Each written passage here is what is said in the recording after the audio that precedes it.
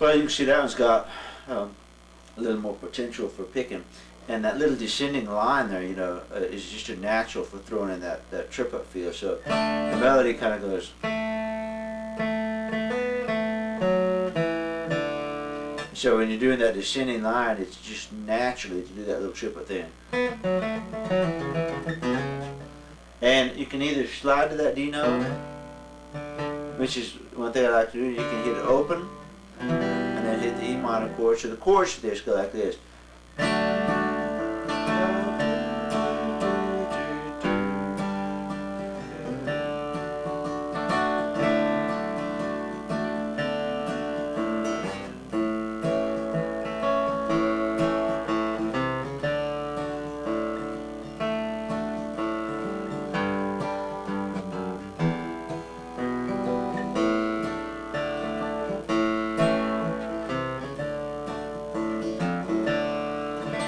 Okay, now on the first part, when you go on the G, you can either stay in G, or you can back off to an E minor, whichever one you want to do. Generally you back off to the E minor, because that's kind of where the melody goes. But if you stay on a G, the melody will automatically make it an E minor. The minor is the 6th, and so you end up with a G6, which sounds fine. Or you can go ahead and play the minor. So it gives you a little bit of possibility, and again, that's something you can play with and gives you something more to pick. So the melody goes.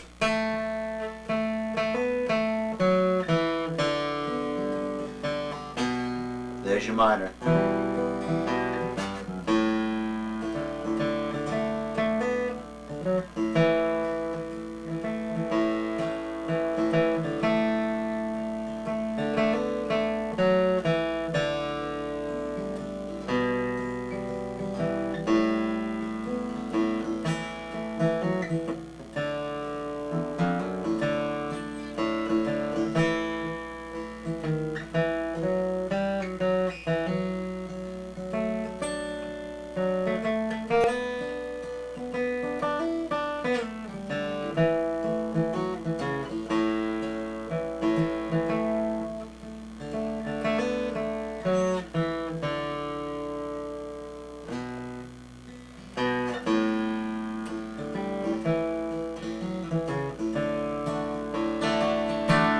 Okay?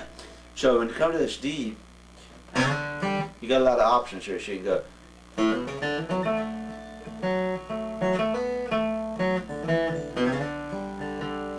Okay, now I want this B note. So sometimes I come back to it and do that kind of thing, a little rumble on an E minor. Or sometimes I slide it on forward and continue this little slide thing. So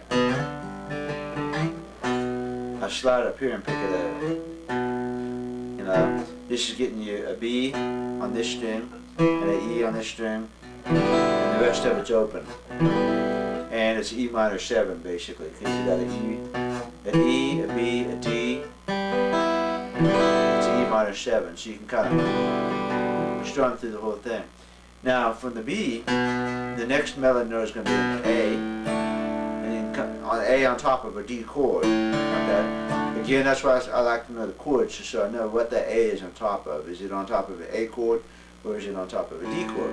Well, it's on top of a D chord. So, is it on top of an A chord or a D chord? Okay, it's on top of a D. So that's why I use this thing, and this is a D chord here. I went like this to see.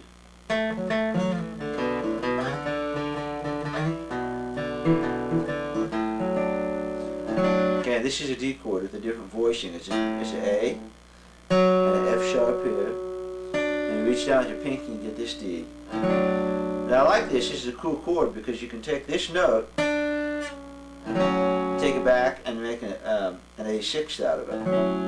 Because our next chord is going to be an A. So you can take a D and slide it back and get an A6, and then an A7 here. So here's an A, right? Remember you play your A like this.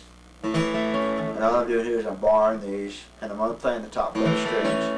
I'm not playing this string. And I'm putting a G in the bass.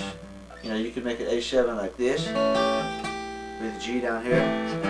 You can put an A up, or you can put a G up in the bass here and get it. Okay?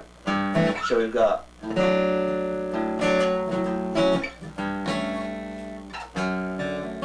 then a D chord with an F sharp in the bass. F sharp, D, A, and D. And I'm going to slide that up or run it up back to the D again. So, like this. Sometimes I do it the other way around. I go from here to a D, and then that way and turn around. Lots of possibilities here, and that's why this is a fun tune to pick. And you can improvise on this one a little bit better because it gives you some more stuff to do. So that whole little passage there goes like this, from a D, A6, and A7, down to a D, like that. Or you can go D, A6, A7, like that. Okay? So that's kind of a pretty little passage, and it's fun to whip that in there, and it gives it just a jazzy tone. I don't like to get too jazzy on these things. You know, some of the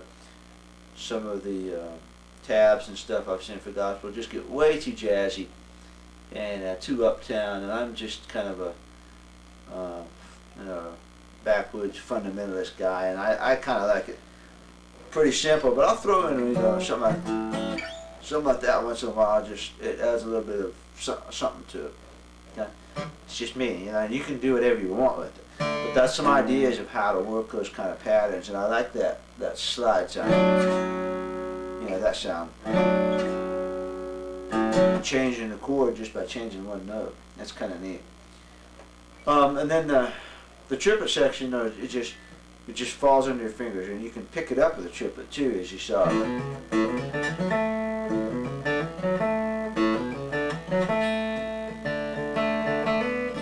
Again, you see I've got that D going kind of as a drone to fill it out a little bit.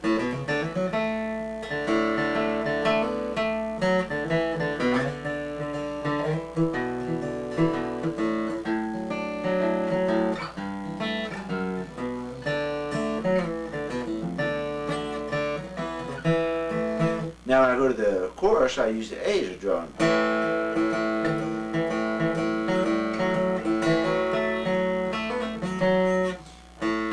So there's a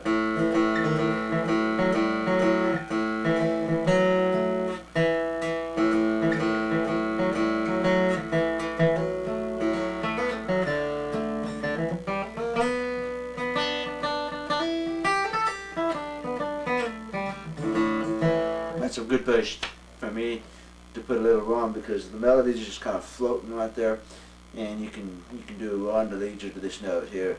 And sometimes I use that little pedal steel lick in there. Sometimes I use that one after I've done that, or after I've run up to the G. Let's see.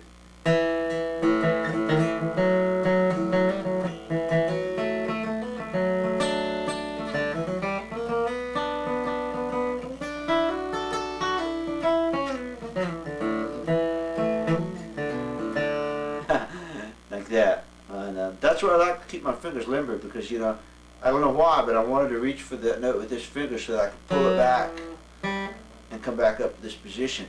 If I'd reached for this finger, you see, I would have had to pull farther.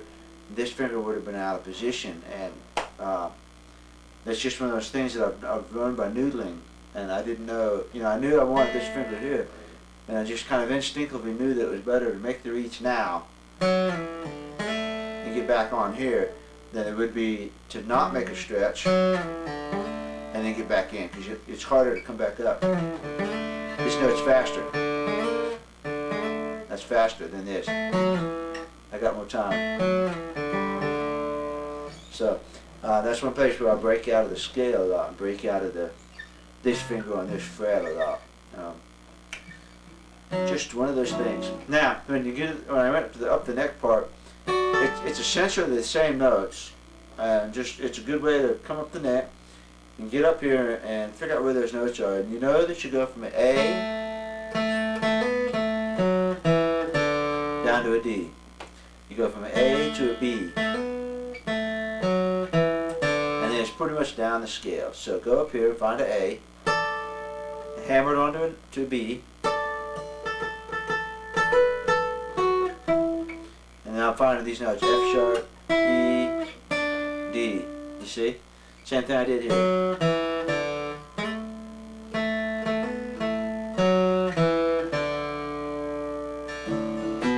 And onto a B. Once again, that's where knowing the notes, knowing the names of the notes everywhere is going to really help you, because you can come up here on the fly and think A to a B. And generally, if you can get started right, you'll be in good shape. And on this part, you see I'm running a chord. And sometimes actually I'll use my fingers, especially on the Telecaster. If I play this electric, I use my fingers and do a double stop on there. So I'll go. And let's try to use a B bender. Bend that note up. You can, you can bend this if you wanted to, but it's such a quick little bend and it works really well with the B bender. So.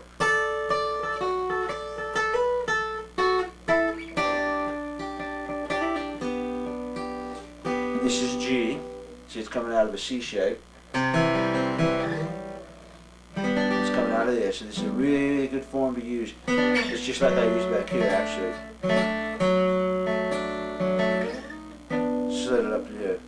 And that's why I'm holding those notes to cross pick.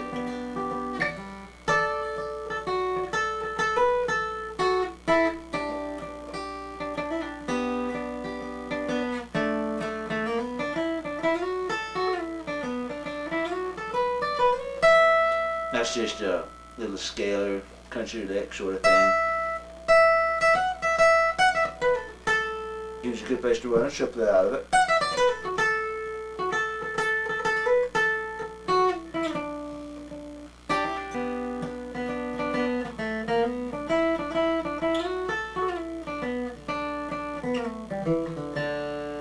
Good place to put a little country sort of lick in. You're just running your scale around here.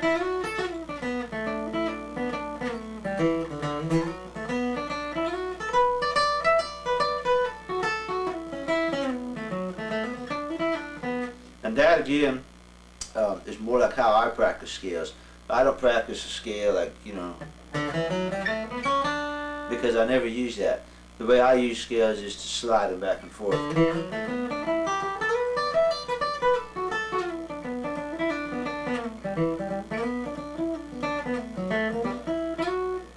Now that's a D scale, right? It's coming out of like this position. If you make that D, it's a bar chord, right? Just play the top part of the bar chord and see what you can do. Just messing around from that shape,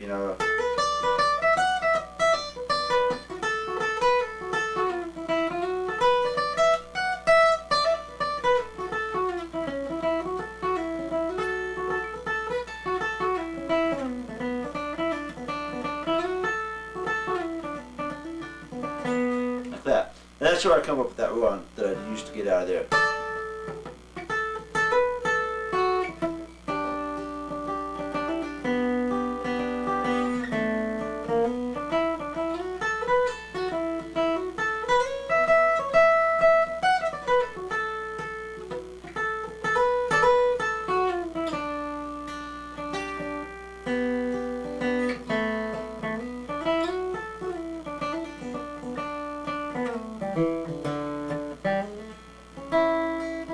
That's pretty much it. Almost pedal steel like there, isn't it?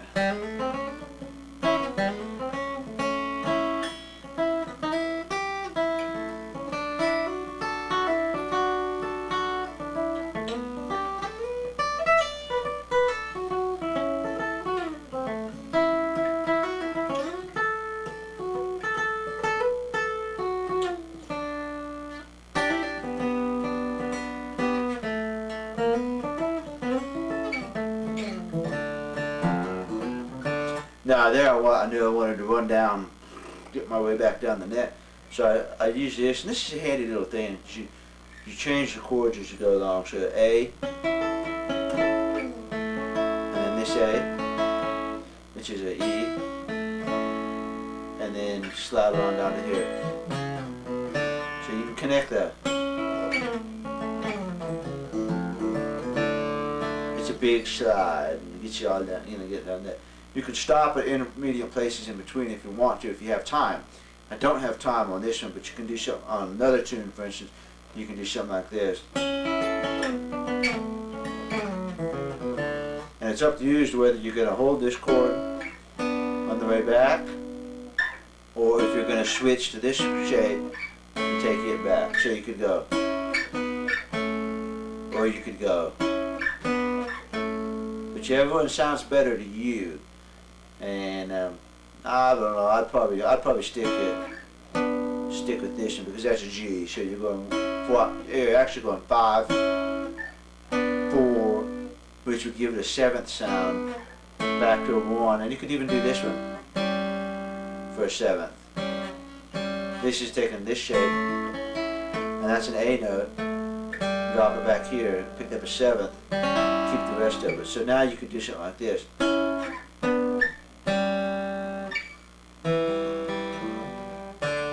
You just gotta play with those things and those different shapes and see what kind of sounds you like and what kind of resolutions you like on it.